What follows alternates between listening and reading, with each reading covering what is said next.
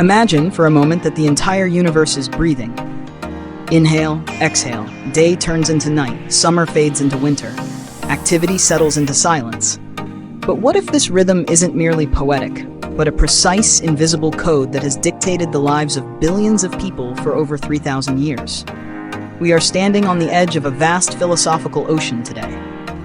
Have you ever wondered why a traditional Chinese building always faces south? Why a fever is treated not just with medicine, but with specific cooling foods? Or why the colors of the clothes you wear might be determined by the year you were born? It is a world where nothing stands alone. Nothing is absolute. It is a world where chaos is just order waiting to be understood. From the layout of the Forbidden City to the bowl of herbal soup on a grandmother's table, there is a secret language woven into the fabric of daily life in China. It is the dance of the two opposing forces and the cycle of 5 distinct phases. Welcome to a journey through the ancient mindset that shaped a civilization. Close your eyes, let the noise of the modern world fade away, and open your mind to the harmony of the cosmos. Welcome to Culture Journey. And today, we are decoding the mystery of Yin, Yang, and the 5 elements. To understand China, we must look beyond the Great Wall and the skyscrapers. We must look at the foundation of thought itself. Our destination today isn't just a place on a map. It is a way of seeing reality. This philosophy didn't start in a university or a laboratory. It began in the fields of the Yellow River Valley, millennia ago, as ancestors watched the sun cast shadows on the earth. They noticed that the sunny side of the hill was warm and bright, while the shady side was cool and dark. They called the sunny side Yang, and the shady side Yin. But this wasn't just about sunlight. It was a realization that the universe is composed of dualities. However, unlike the Western concept of good versus evil, where one must defeat the other, the Eastern view is different. Yin and Yang do not fight. They dance. They complete each other. Without the night, we cannot define the day. Without silence, sound has no meaning. From this duality, the ancients observed the changing seasons and the materials of the earth, giving birth to the theory of Xing, the 5 elements: wood, fire, earth, metal, and water. For the Chinese people, this isn't abstract mythology or ancient superstition. It is a practical, living guide. It is the reason why a businessman might rearrange his office furniture to improve his fortune, or why a family changes their diet when the seasons shift. It is the belief that if we align our small human lives with the massive patterns of nature, we find health, prosperity, and peace. So, how does this cosmic philosophy actually look when you wake up in the morning in China? Let's walk through the day and find out. Our journey begins where all culture truly lives: the kitchen. In the West, we often count calories, proteins, and vitamins. In a traditional Chinese household, they count energy. Food is the most immediate way humans interact with the balance of yin and yang. Have you ever heard someone say they feel heaty after eating too much fried chicken or spicy food? This concept, known as shanghuo, literally on fire, is a direct application of yang energy. When your body has too much yang, too much heat, you might get a sore throat, acne, or a short temper. So what do?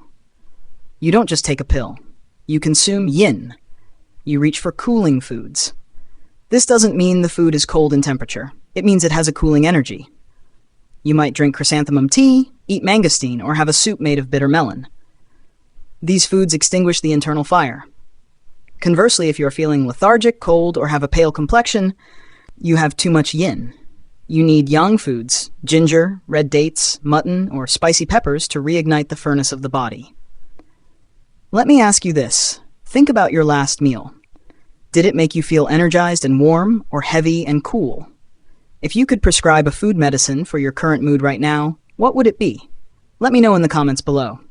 This philosophy extends to the 5 elements as well. Each element corresponds to a specific flavor and a specific organ in the body. Sour flavors, wood, are believed to affect the liver. Bitter flavors, fire, go to the heart. Sweet flavors, earth, influence the stomach. Spicy or pungent flavors, metal, affect the lungs. Salty flavors, water, relate to the kidneys. A truly perfect Chinese meal isn't just about taste. It's about ensuring all 5 elements are present so that the internal organs are balanced. It is culinary alchemy. When a grandmother cooks dinner, she is acting as a doctor, prescribing harmony 1 bowl at a time. Leaving the kitchen, we step into the living room, and indeed, into the city itself. Here, we encounter the concept of Feng Shui, which literally translates to wind and water. If yin and yang are the batteries, and the 5 elements are the materials, then Feng Shui is the circuit board. It is the art of placement. In traditional Chinese architecture, nothing is random. The ideal location is described as, ideally, one sits with their back to the mountain and facing the water. Why? Because the mountain, yang, provides protection and stability from harsh northern winds, while the water, yin, in the front gathers qi, life force energy, and brings prosperity. This is why the emperor's throne in the Forbidden City faces south. The north was seen as the direction of cold darkness and barbarian threats, while the south was the direction of the sun, warmth, and harvest, yang. Even today, real estate prices in Chinese cities can skyrocket simply because an apartment faces south or has a view of water.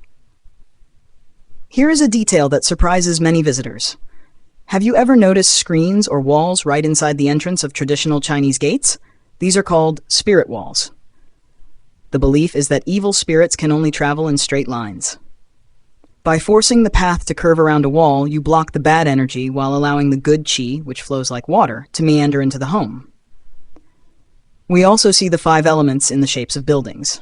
Tall, rectangular skyscrapers are wood. Pointed, sharp roofs or triangular structures are fire. Flat, square buildings are earth. Round, domed structures are metal. Curved, wavy designs are water. Architects and city planners often use these shapes to balance the energy of a city. If a district has too much aggression or fire energy, they might build a water-shaped park or building nearby to calm it down. It is a massive, urban game of rock, paper, scissors, played with concrete and glass. As we move from space to time, we realize that the calendar itself is a wheel of elements. You likely know your Chinese Zodiac animal. Perhaps you are a dragon, a tiger, or a monkey. But did you know that your animal is colored by an element? The calendar rotates in a 60-year cycle. You aren't just a rat. You might be a wood rat or a metal rat. Wood years bring growth, creativity, but also wind and change. Fire years bring passion, innovation, but also conflict and aggression. Earth years bring stability, grounding, but also stagnation. Metal years bring structure, righteousness, but also rigidity. Water years bring flow, intelligence, but also fear and illusion. This belief influences major life decisions. Couples might check if their elements are compatible before marriage. A fire person might be warned that a relationship with a water person could extinguish their spark, or perhaps keep them from burning out.